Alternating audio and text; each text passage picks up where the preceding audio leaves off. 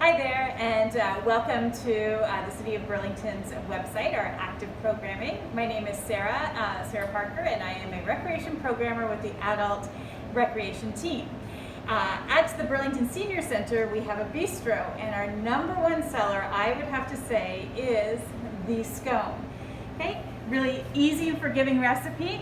We're going to start with 4 cups of all-purpose flour. Okay.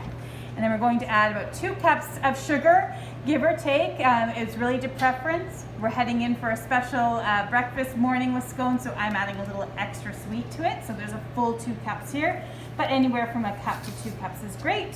All right, I like to use a simple fork for everything. I'm a minimalist when it comes to the amount of dishes that I want to do at the end of my program or at the end of my recipe. So I like a fork because it can be a multitude of tools all in one. All right, so we've stirred in some of that sugar, and now we're going to add our leavening ingredients. We have 3 tablespoons of baking powder. That'll make them nice and fluffy.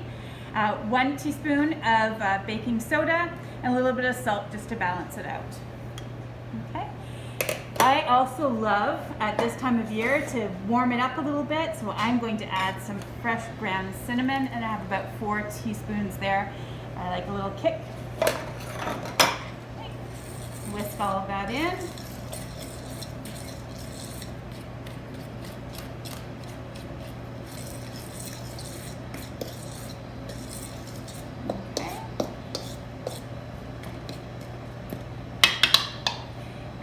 Next up, we are going to add the butter. Now, the butter's nice and chilled. It is salted butter, but you may opt to have unsalted. I just like a little bit of salt in mine. And one hack that the Burlington seniors volunteers have shared, and it's a fantastic life-saving hack, is they grate their butter right in. No need to cut it down or use a food processor, just nice and easy. We're going to grate that full cup of butter. When we typically make these scones in the center, we usually offer about 3/4 of a cup. So again, a little extra love for an extra special morning. Okay, and if it starts to stick to your hand, just fold it in the butter a little bit. Just kind of dab the flour on there, and that way you can grab it again, and it won't be sticking to your hand.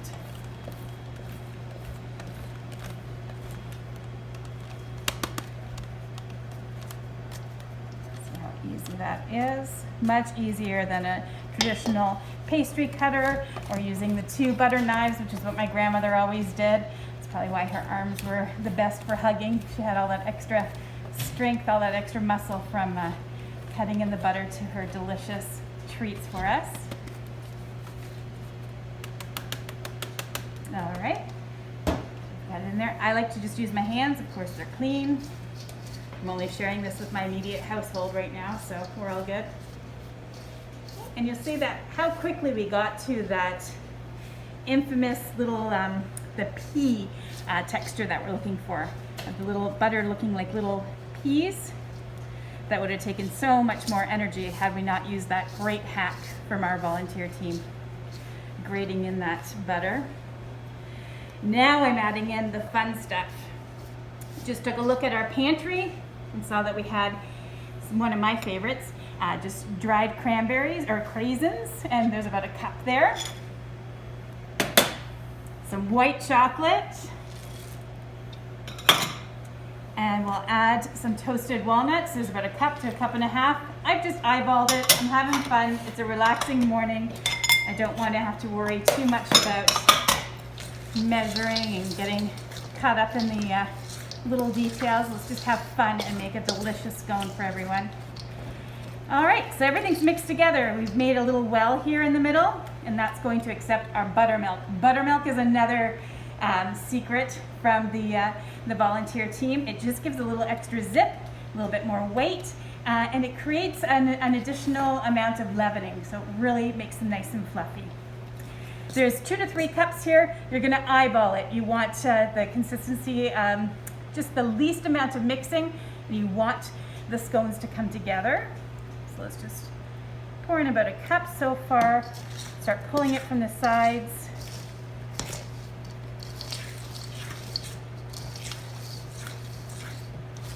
Don't want to overwork that at all.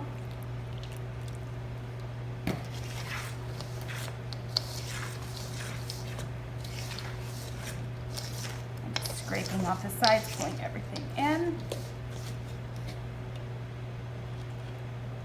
You may use the whole amount, I think, because I gave it so much extra love with all the walnuts and the goodies in there. Requires the full 3 cups of buttermilk this time. We're almost there. Again, not wanting to stir it too much. Oh, this is real TV. And that should do it. Chef Mike's on the camera. How does that look, Mike? That's great. All right. I think we're there. We've pulled it all together. One big ball. And another really helpful tip that I learned from the volunteers they shared with me, rather than, you know, rolling it out and getting the flour all over the table and creating that mess, we just use a scoop here instead of petting it. It makes it so much easier. Fewer dishes, that's my ultimate goal. We have our parchment lined sheets, and we have a, what size is this? 1 cup. Okay, a scoop, a nice ice cream scoop. We're gonna fill it the whole way. See that right to the top. I like to give them lots of room. These are big and beautiful and full of lots of love. They're gonna be great when you slice them open. Pour some butter on there, or maybe you've indulged in a little bit of clotted cream or Devonshire cream for the morning. Marmalade. These will also freeze or chill really well after you've baked them. And then just perk them up in your toaster oven for a minute or 2. Scones are best when they've just been zapped a little bit, given a little bit of heat. Okay, easy. Tidying up a bit. All right, we're gonna head over to the convection oven, which we already have at 400. All right, here we go. We have our oven set at 400. We're gonna place our scones in for about 8 minutes. Then we're going to flip them, just rotate them so that they're all nice and cooked on all edges. And I would then reduce it to about 350 and another 4 minutes. But you're gonna keep your eye on there and make sure that if you insert a bamboo stick, it comes out nice and clean, and you're good to go.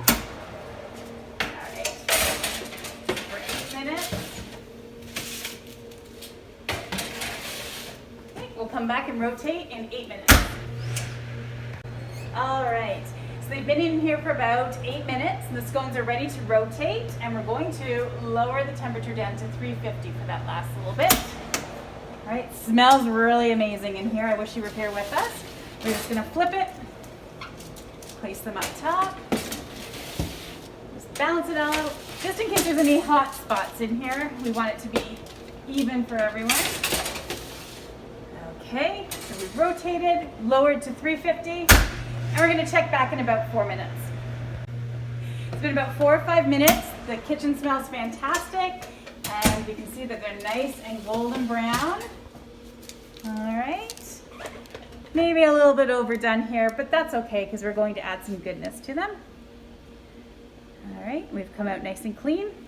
I'm gonna take this over to our workstation. All right, and we'll just give it a little bit of love. So let's just let it snow a little bit.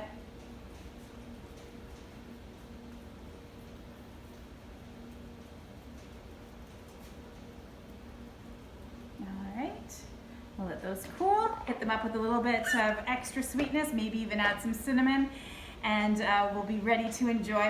So I hope that you enjoy this really simple and versatile scone recipe. It's been a standard of the bistro for quite some time, and like we said, really forgiving, and you can add all that you like or just have them nice and simple. All right, other variations include some orange zest and cranberry, or orange zest and raisins. You may even want to put some chocolate chips and banana in there if you're going a little bit crazy. All right, I hope you enjoy. Thanks for joining us, and we'll see you on the web really soon.